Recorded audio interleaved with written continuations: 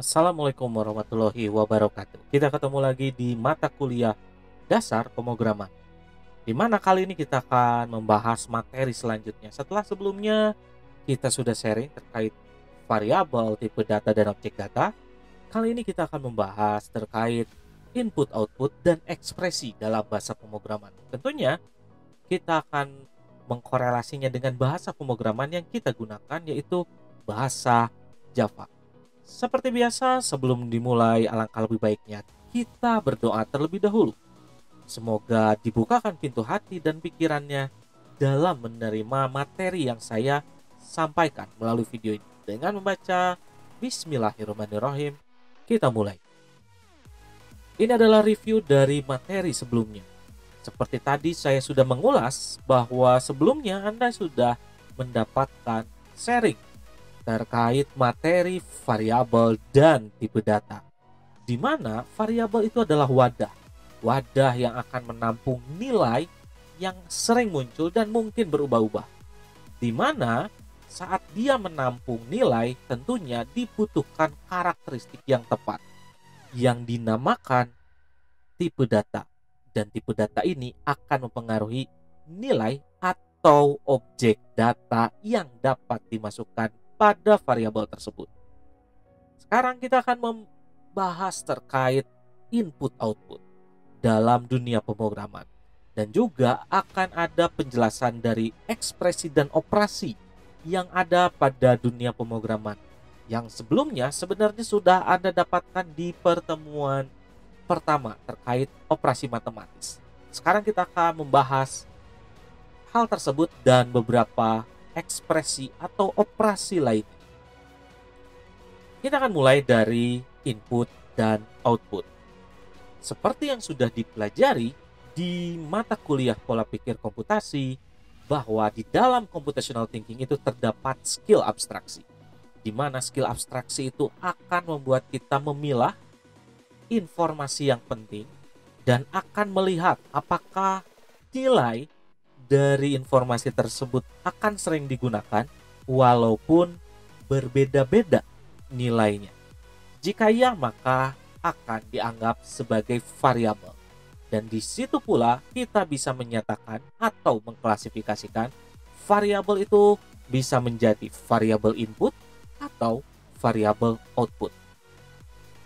Tentunya itu juga tidak lepas dari dunia pemrograman, dari aplikasi yang ada di dunia komputer.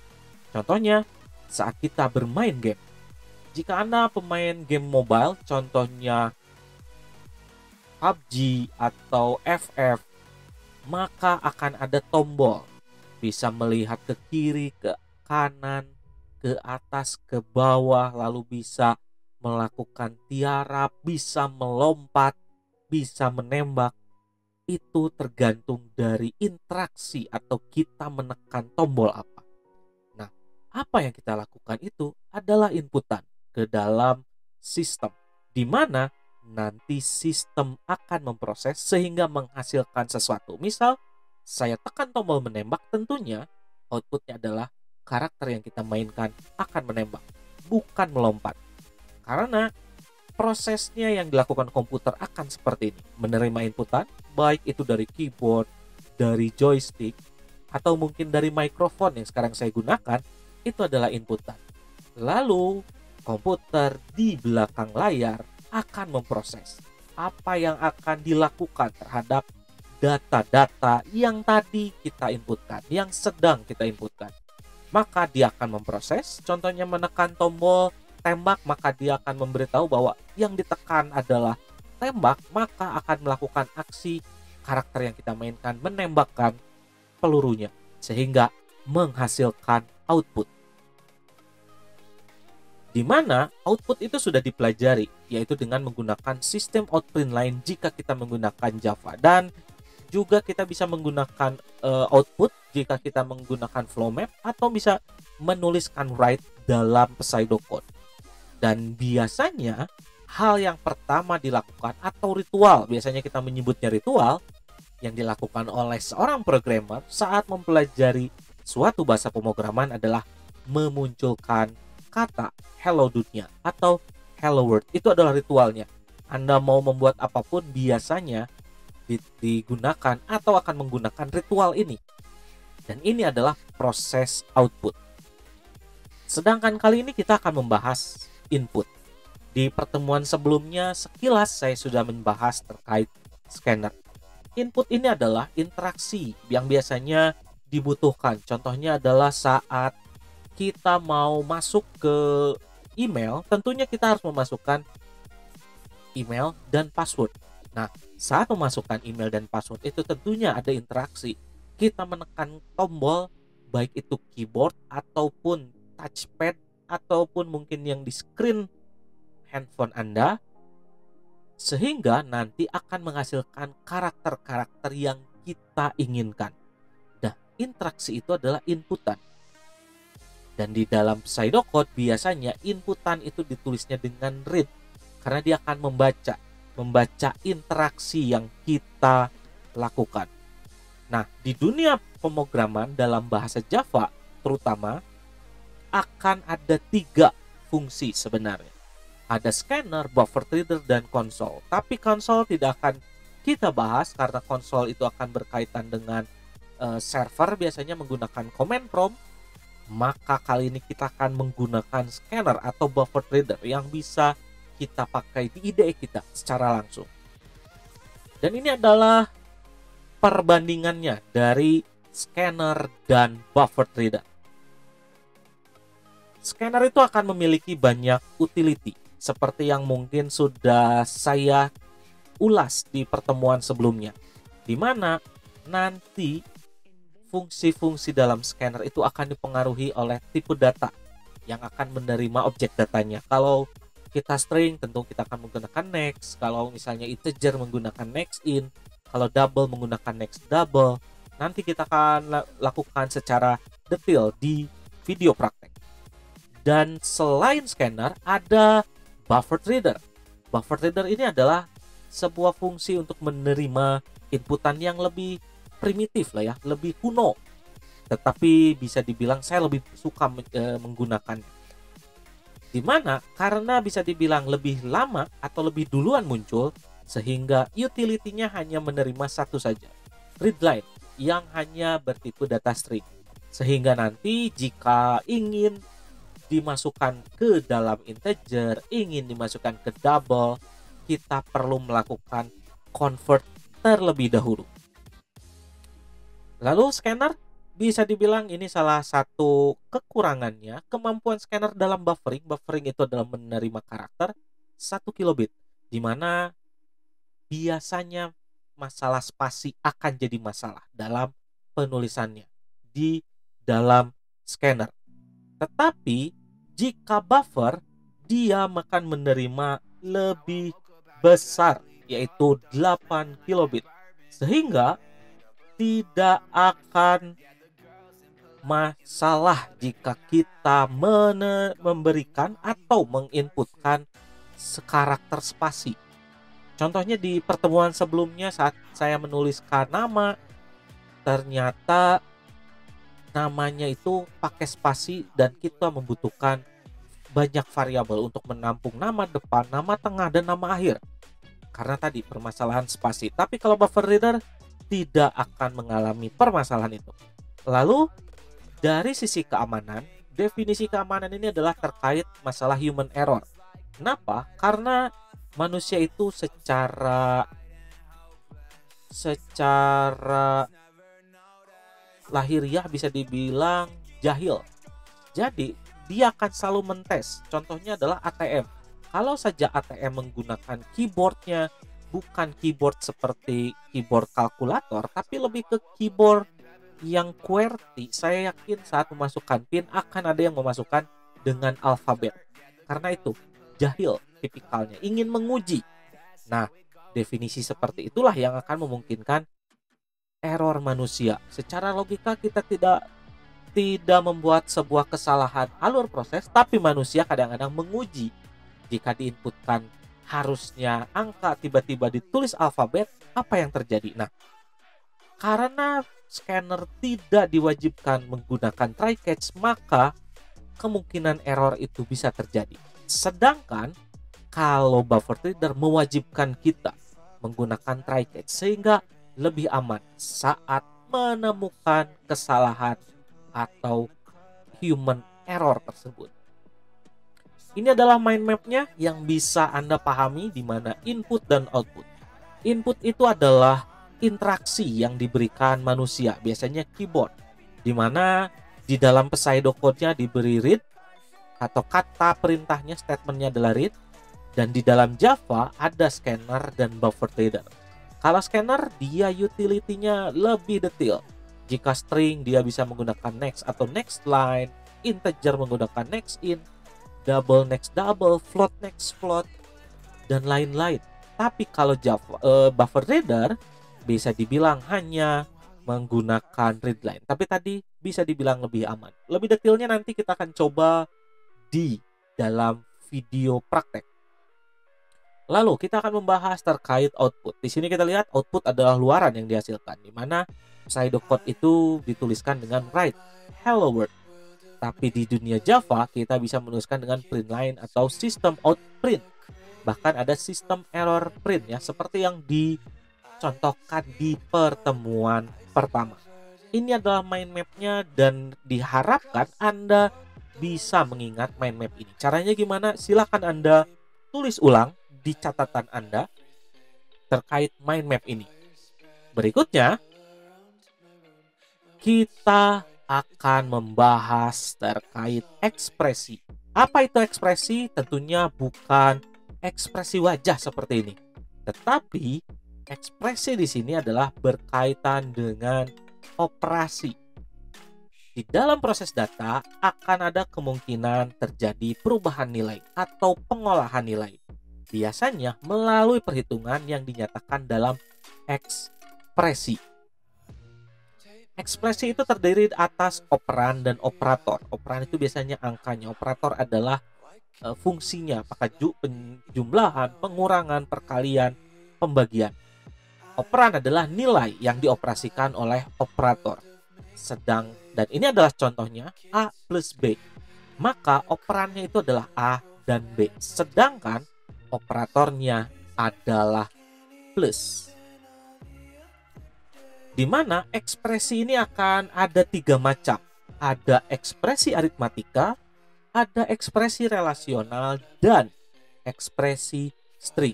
Kita lihat satu persatu. Apa itu ekspresi string? Ekspresi string itu adalah akan menggunakan operator tambah. Seperti yang pernah dibahas di video awal pertemuan, jika kita menggunakan tambah dan operator ini ditemukan atau dipertemukan dengan tipe data string, maka dia akan menjadi operator penggabung ya. Contohnya ini, Jalan Setiabudi ditambah Bandung akan menghasilkan Jalan Setiabudi Bandung. Terus yang di bawah NRP ditambah titik 2 ditambah NRP 1630409999, maka hasilnya adalah NRP titik 2 1630409999.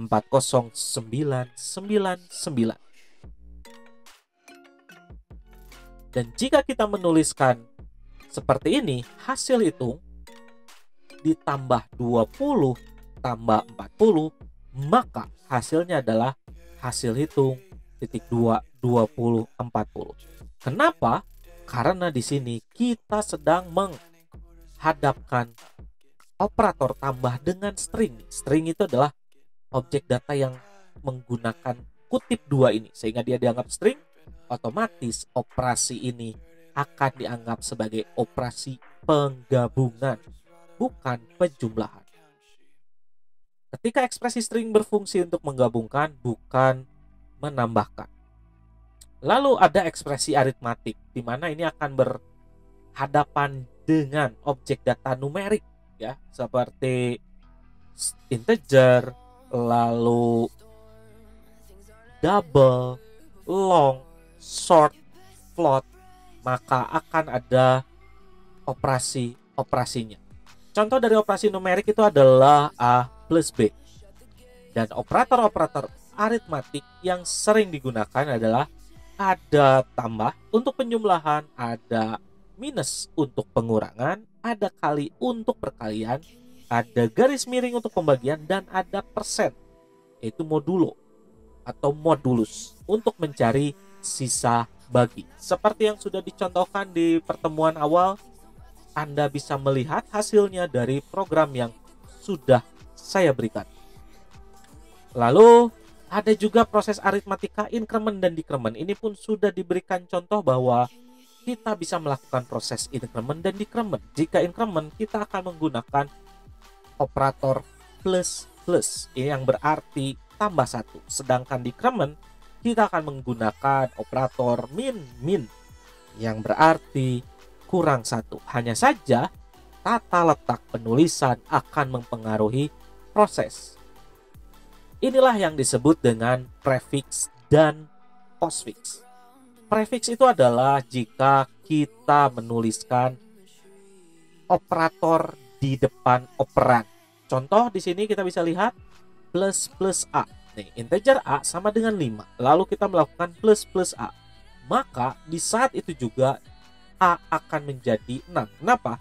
Karena ini artinya 5 plus 1. Dan karena prefix langsung dilakukan. Berbeda dengan postfix. Postfix, operator dituliskan di belakang operan.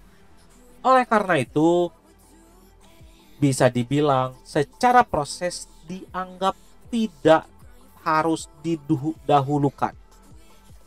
Contohnya ini, ada integer B sama dengan 5, lalu ada B plus plus. Maka apa yang akan terjadi? Pada posisi ini, B akan tetap bernilai 5. Kenapa? Karena ditambah satunya dinantikan.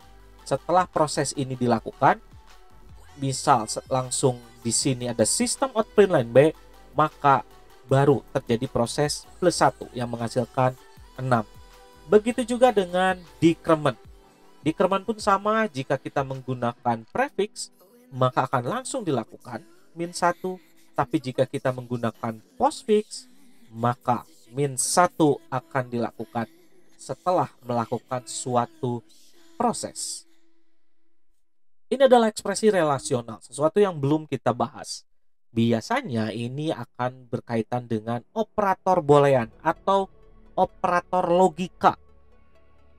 Ekspresinya akan menggunakan operator lebih besar, sama dengan, lebih kecil sama dengan, dan tidak sama dengan. Kadang-kadang disebut dengan ekspresi boolean, true or false, pernyataannya benar atau tidak. Contoh adalah jika X sama dengan 8 dan Y sama dengan 9, maka akan terjadi hasil yang seperti apakah? Berdasarkan ekspresi boolean. Kita akan punya tabel. Yang pertama adalah operator lebih kecil. X bernilai 8, Y bernilai 9. Kita tuliskan misal X lebih kecil dari Y, maka hasilnya akan menjadi true. Kenapa? Karena 8 memang lebih kecil dari 9. Jika dituliskan di dalam Java dan kita menggunakan tipe data integer, kita bisa langsung menggunakan ekspresi seperti ini. Tetapi jika kita menggunakan string, kita bisa menggunakan ekspresi seperti ini. X plus compare ignore case Y lebih kecil dari 0. Di sini kita bisa nyatakan jika ini bernilai lebih kecil dari 0, berarti X lebih kecil dari Y. Begitu juga jika kita menggunakan operator lebih besar. Di sini kita punya X bernilai 8, Y bernilai 9. Pertanyaannya adalah apakah X lebih besar dari 9? Tentunya false, karena 9 lebih besar dari 8. Maka penulisannya pun dalam Java kita bisa menggunakan seperti ini. X lebih besar dari Y jika menggunakan tipe data integer. Tapi jika string, kita bisa menggunakan seperti ini. X compare ignore case Y lebih besar dari 0. Berarti ini menandakan apakah X lebih besar dari Y.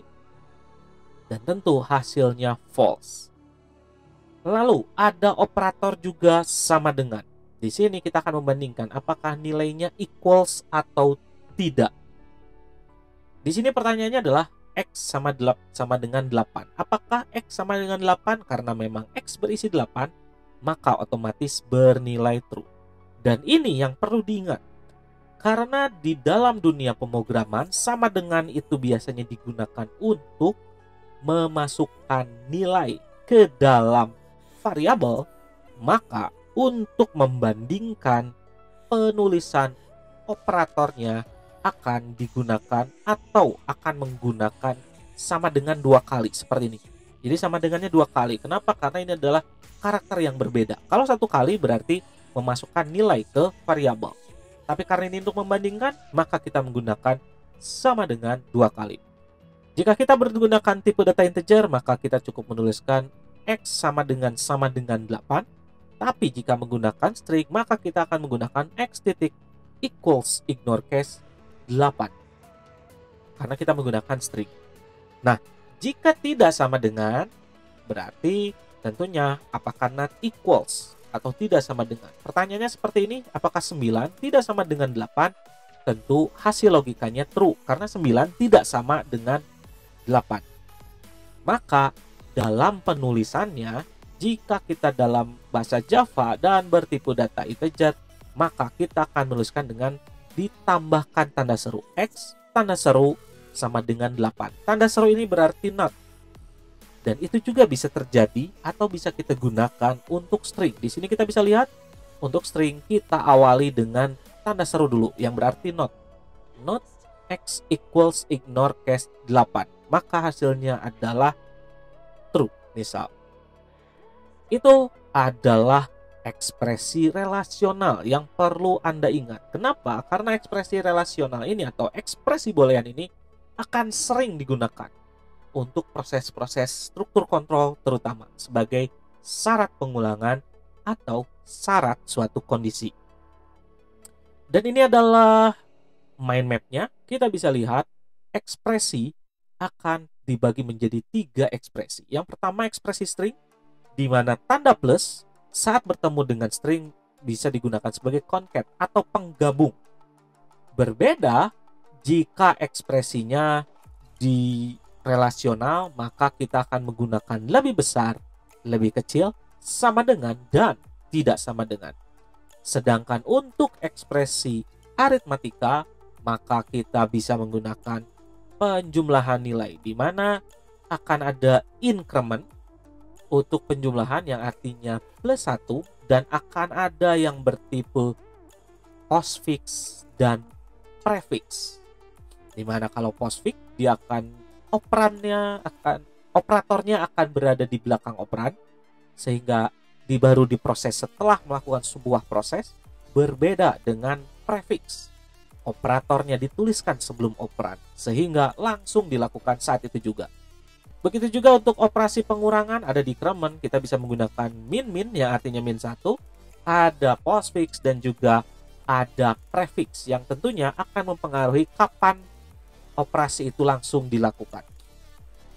Dan untuk perkalian tidak ada untuk postfix dan prefix. Perkalian kita akan menggunakan bintang, membagi menggunakan garis miring, lalu juga kita akan menggunakan mod untuk mencari sisa bagi. Biasanya sisa bagi ini digunakan untuk ganjil genap. Kalau kita bagi 2 menghasilkan 0, berarti dia genap karena habis dibagi 2. Tapi kalau masih ada sisa bagi, saat dibagi 2 berarti dia ganjil.